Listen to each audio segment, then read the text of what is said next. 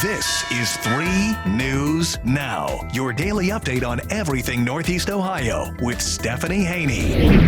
Hello everyone, welcome back to 3 News Now. I'm Stephanie Haney on this Wednesday, June 22nd. Thank you for being here for the top stories from WKYC.com and our WKYC app. Here on 3 News Now, we bring you the stories that matter most to you. These are the stories that you are clicking on, reading, and sharing from our website and from our app. And we will start with the weather. It is another hot one out there today, folks, with temperatures approaching 90 degrees and the humidity making it feel like 100 degrees.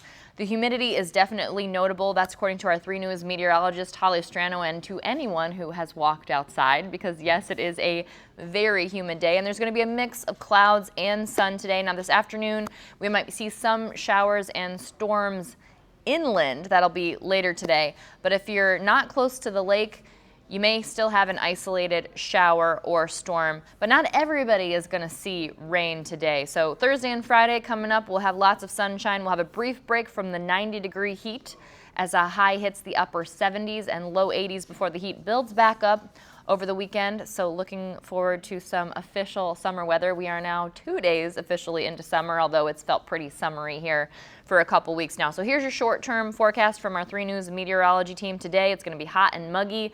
Isolated to scattered afternoon storm chances with temperatures near 90 degrees. Tomorrow, they're calling it picture perfect, mostly sunny and seasonable, near 80 degrees. And on Friday, simply gorgeous. It's going to be a beautiful day on Friday, mostly sunny in the low 80s. Now, if you have plans to get around and you have any driving on your to-do list, President Joe Biden today called for a 3-month suspension of gas and diesel taxes. Now, if you're wondering what that means, what he's talking about is there's an 18.4 cents per gallon federal tax on gas, and there's a 24.4 cents per gallon federal tax on diesel fuel. And when you add that to the fact that gas prices are high, it is one potential way to possibly ease a little bit of pain at the pump. So what the president is doing is he's calling for Congress to suspend federal gasoline and diesel taxes for 3 months in order to help people out with their pocketbooks a little bit right now. He's also calling on states like us here in Ohio to suspend their own gas taxes or do something similar, maybe some sort of rebate system.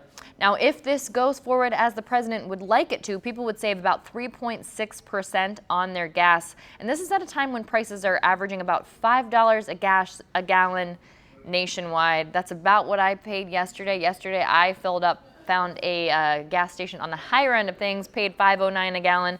Across town it was $4.95 a gallon. So that's about the range that they were in, at least yesterday. Now, a lot of people have things to say about this so-called gas holiday.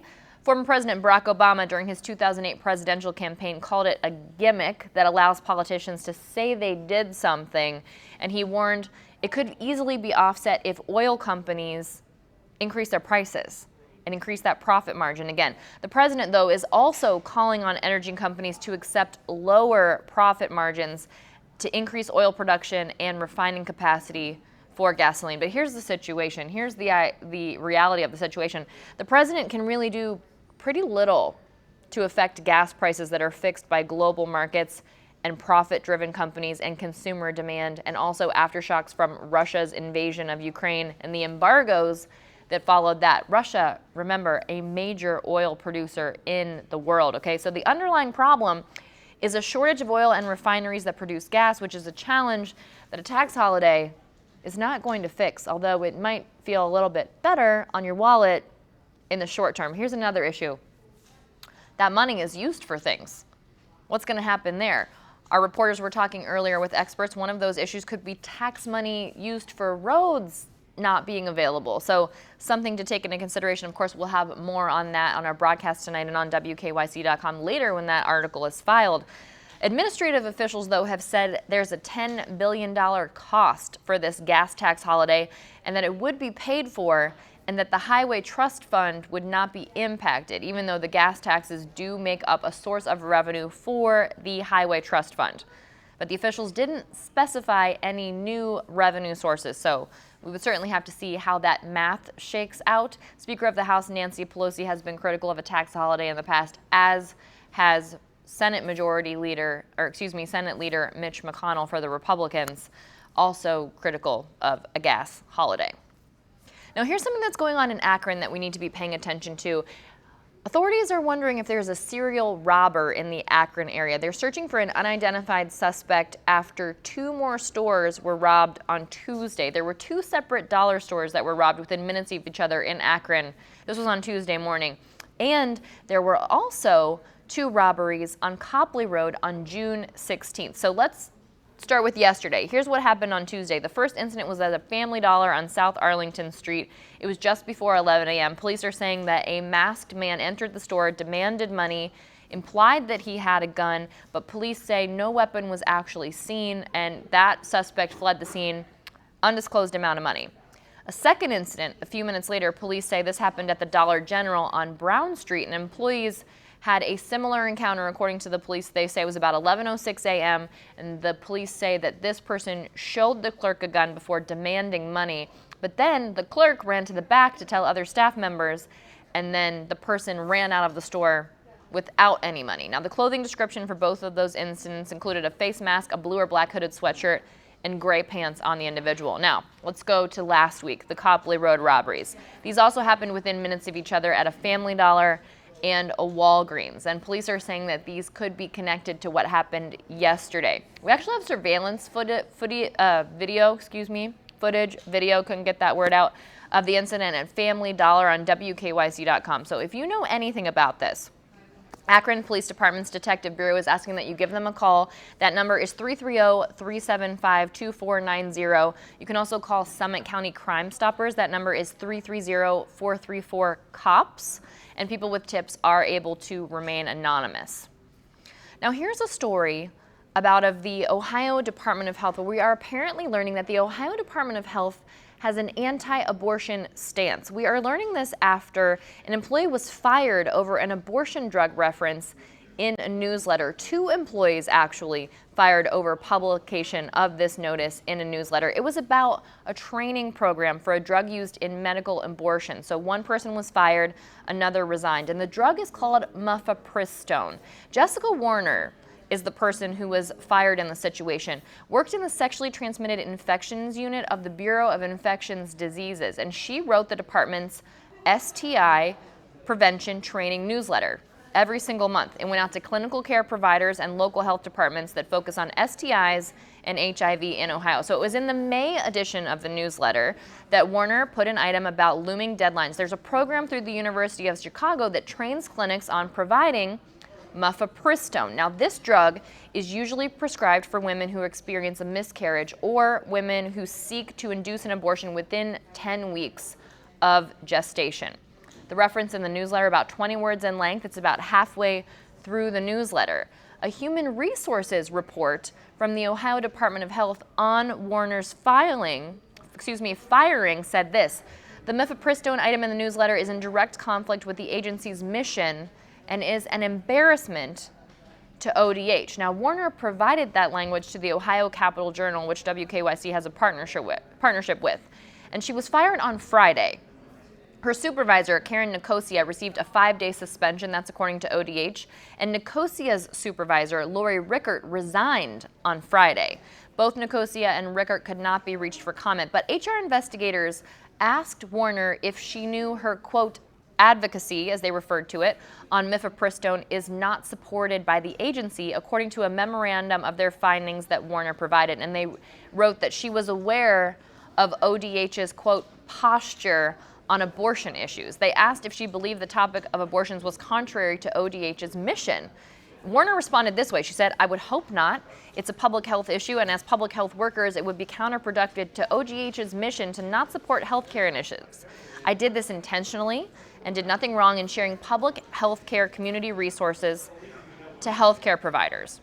Now, ODH's memorandum on Warner's conduct describes ODH's anti-abortion stance, but few outside of the department were aware it exists. For instance, 2 bipartisan leaders of the House Health Committee said they did not know that ODH had a formal position on abortion, which, may I remind you, is a legal health care issue in the state of Ohio. And lobbyists for Planned Parenthood, which support abortion, and Ohio Right to Life, which does not, said in interviews that they were unaware as well. definitely some interesting information coming out of this firing, and more to this story as it develops. Of course, we'll bring you more as it becomes available.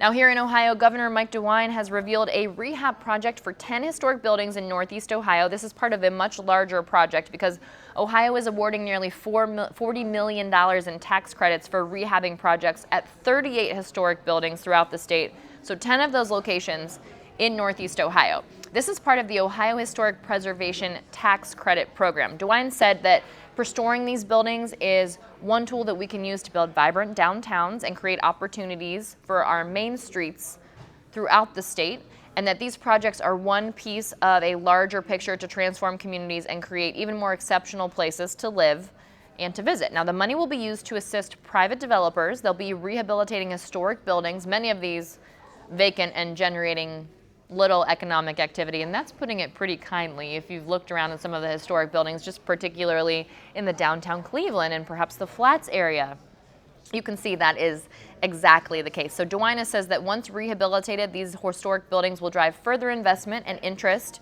in adjacent property, and developers will not get that tax credit until construction is absolutely complete and all program requirements are verified, and the projects are expected to leverage about $564 million in private investment. So this is spending $40 million, and they're expecting to get a return of $564 million for that investment. And if you want to look at the locations, we have that complete breakdown on WKYC.com.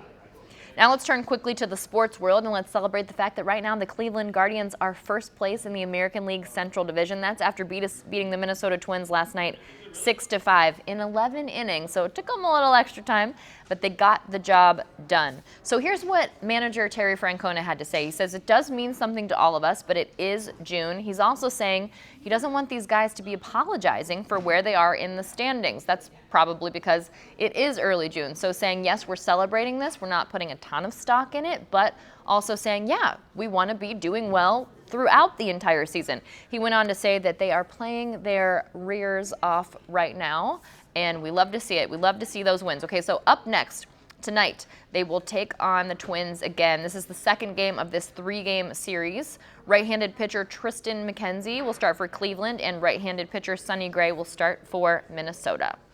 And looking ahead to tomorrow, yes, the NBA Finals have just ended, but the NBA Draft is tomorrow, and that's at 8 p.m. Eastern. That's happening in New York at the Barclays Center in Brooklyn. So we have everything you need to know on WKYC.com. It'll be on ESPN, but of course we'll have updates for you as they become available pertaining to what the Cavaliers are doing. Right now, the Cavs still have the number 14 pick in the draft. Time will tell what happens there, and if you want to take a look at what some of those prospects are, the top 30 prospects, according to ESPN, are listed on WKYC.com. All right, that's it for your 3 News Now update today on Wednesday, June 22nd. Enjoy that sunshine. Stay cool if you can, and I will see you back here tomorrow with more 3 News Now. Thanks for listening to 3 News Now with Stephanie Haney from WKYC Studios. Subscribe now so you never miss an update, and find more on everything you heard here on WKYC.com and in the WKYC app.